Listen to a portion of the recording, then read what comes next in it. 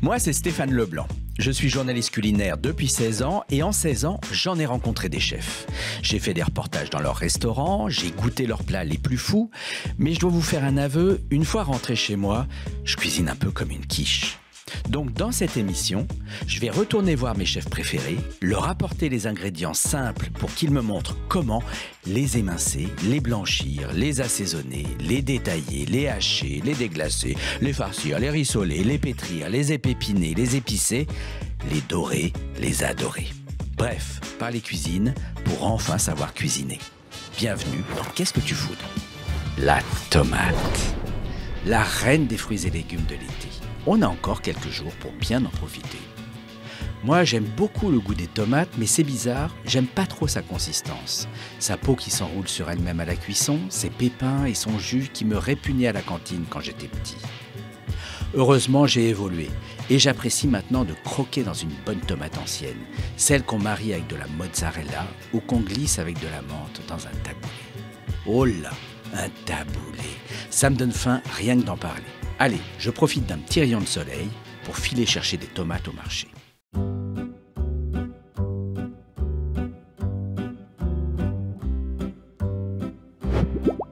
Les tomates cerises, c'est vrai que ça a du goût tout le temps. Après, sinon grappe. Je fais plutôt des salades, oui.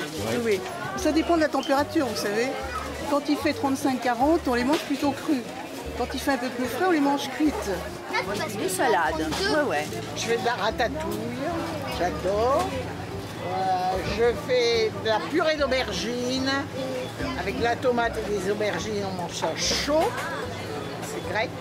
J'aime les tomates sous toutes leurs formes, donc passez aux tomates. Je prends une tomate ancienne, qui ne soit pas traitée, bio aussi bien sûr. Et puis quand c'est la saison surtout.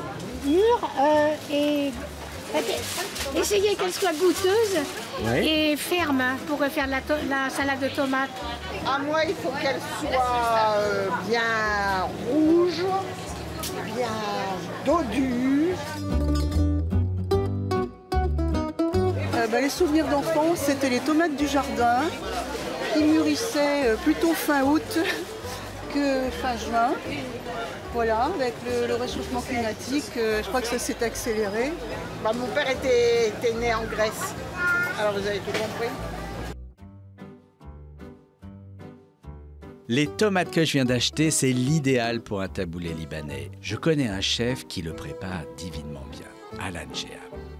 Une des premières fois qu'on s'est vu, il m'a préparé un carpaccio de langoustine dont je ne me suis toujours pas remis. Et pour préparer un taboulé, Alan Jeham, c'est un as absolu. Mais au fait, Cécile, c'est quoi l'histoire du taboulé libanais ? Alors, figure-toi, Stéphane, qu'au départ, il n'y avait justement pas de tomates dans le taboulet.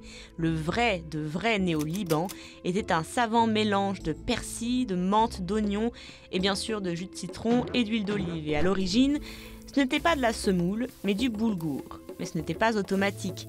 Et ça peut te surprendre, mais la tomate n'est arrivée au Moyen-Orient qu'au XVe siècle. Avant, on n'en trouvait qu'en Amérique du Sud.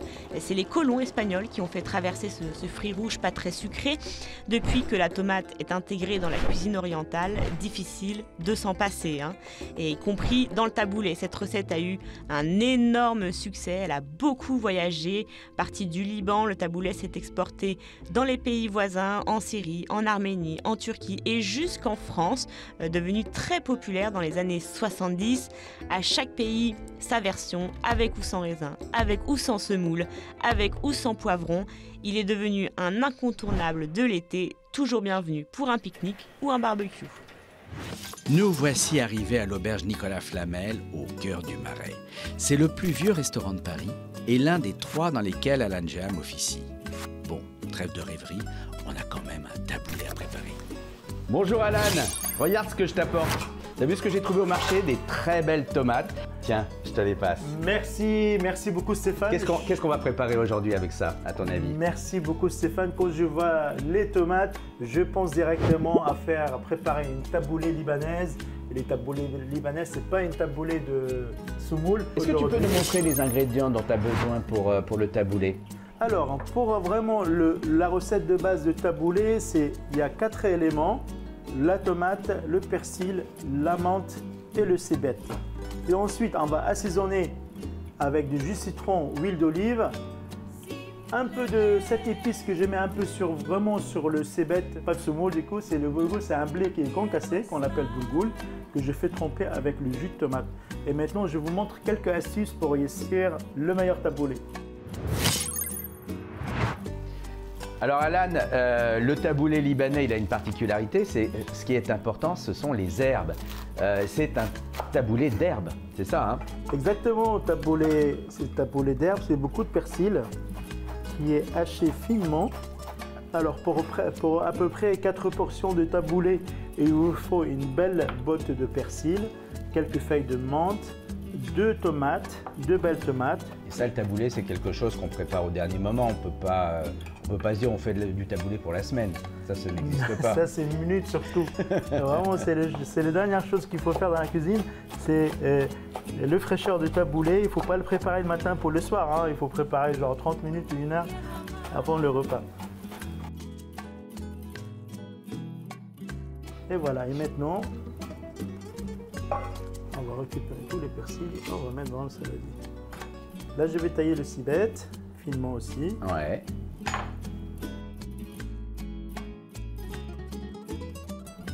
Et là, c'est pareil, c'est sans mixeur et sans... Non, non, non. Pas du tout le mixeur, non, non.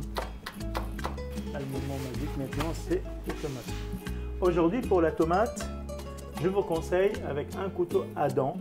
C'est mieux d'un couteau émasse. Parce qu'en fait, aujourd'hui, la tomate, bien sûr, nous, on garde la peau. Très important. Pourquoi c'est important de garder la peau? Parce que ça fait de... Côté salade, il y aura un masque dedans parce qu'aujourd'hui, on n'est pas dans la sauce tomate ni le gazpacho. On est vraiment dans le taboulé. Du coup, il faut qu'on sente la tomate avec la peau. Et le cœur de tomate, c'est ça qui va nous aider à préparer la sauce de taboulé. Ensuite, on le taille de ce côté-là. L'idée de faire des petits cubes de tomates. Des petits dés, quoi. Des petits dés.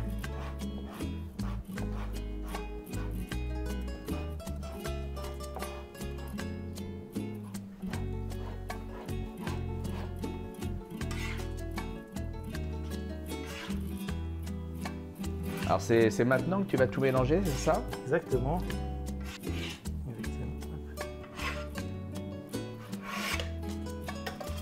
Voilà.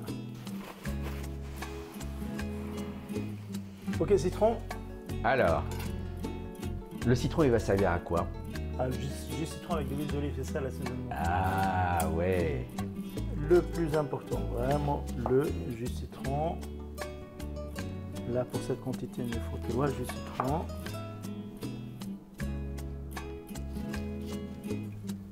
Le citron, c'est beaucoup mieux que le vinaigre? Ah oui, oui, c'est jus citron. Le vinaigre, on n'utilise pas du tout. Ah ouais. Il va agresser. Voilà.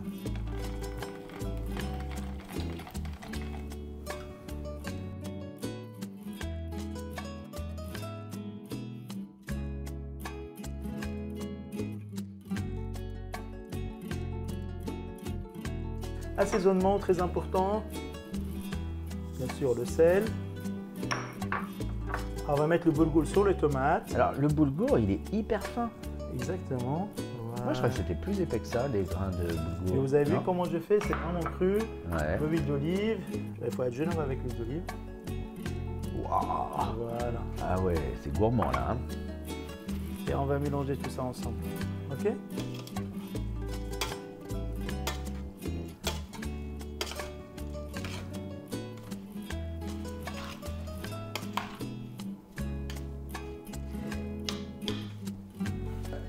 Alan, est-ce que tu as déjà l'impression d'être au Liban? Bien sûr, quand je prépare ces taboulés avec les herbes, la menthe, la tomate, on est au Liban. Mais il me reste, Stéphane, une seule astuce à te montrer. C'est la mélasse de grenade. C'est quoi ça, la mélasse de grenade? C'est la réduction du jus de grenade, ça donne un côté miel acidulé, ça parfume notre taboulé, une petite cuillère comme ça. Ouais, une petite cuillère qui va pas mollo. Tous les petites cuillères au Liban, c'est grande cuillère en France.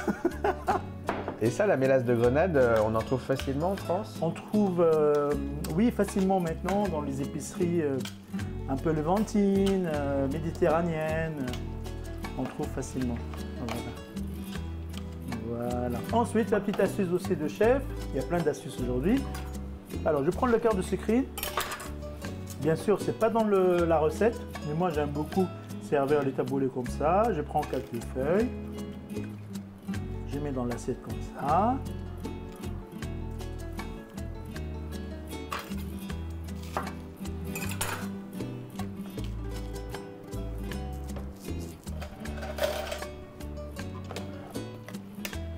Et voilà. Ah ouais, c'est drôlement joli ta façon de dresser les assiettes. La grenade ici. Si tu veux. Waouh, c'est joli. Bon Stéphane, ensuite, l'astuce de chef du coup avec la feuille de sucrine. Voilà, je l'attrape comme ça. C'est pas facile, mais je vois parfaitement l'idée. Ah ouais. Ah ben. Ça c'est bon, c'est ça le Liban aussi. Bon Alan, pour récapituler ta recette, pour 4 personnes, tu découpes 2 tomates en tranches, puis en petits dés, tu les saupoudres d'une pincée de boulgour, tu tailles très finement toute une botte de persil, 3 ou 4 cébettes, quelques feuilles de menthe, tout ça au couteau, tu ajoutes le jus d'un citron, les graines d'une grenade et c'est prêt. Des brochettes de poulet grillé maison, ça vous dit? Cette plancha se pose directement sur le feu d'une cuisinière au gaz ou d'une plaque à induction. On attend qu'elle soit bien chaude en faisant le test de l'eau qui roule comme des billes, un peu de matière grasse et c'est parti pour 5 à 6 minutes de cuisson. Vos brochettes de poulet, il suffit de les tourner et de les retourner le temps qu'elles soient bien croustillantes. On peut aussi réduire le feu, utiliser la cloche, suivant ce que vous cuisinez. Cette plancha signée Christelle, une marque 100% française, est tout en inox. C'est un peu lourd, mais c'est plus sain et moins polluant que le téflon. Surtout, elle est facile à nettoyer. Un filet de jus de citron sur la plaque encore chaude, un peu d'eau et regardez, il suffit de gratter avec une cuillère en bois, tout s'en va. Encore un dernier coup d'éponge et ni vu ni connu, on peut la ranger. Et voilà. Salade tomate oignon, c'est pas que le cri de ralliement des vendeurs de kebab, c'est aussi un livre de recettes paru chez Solar et signé Thomas, le Toto du compte Instagram, Salade Toto Oignon. Elles sont faciles à faire, ces recettes pas chères et avec toujours un petit grain de folie et la présence de la mozza qui n'est jamais loin. Comme dans ces gnocchis crémeux aux tomates mozzarella ou ça très rigolote, burrata, tomates fruits rouges. C'est pas ces recettes-là qu'on retrouve en couverture, mais c'est l'iconique smash burger bacon qui met en joie sa petite tête à Thomas.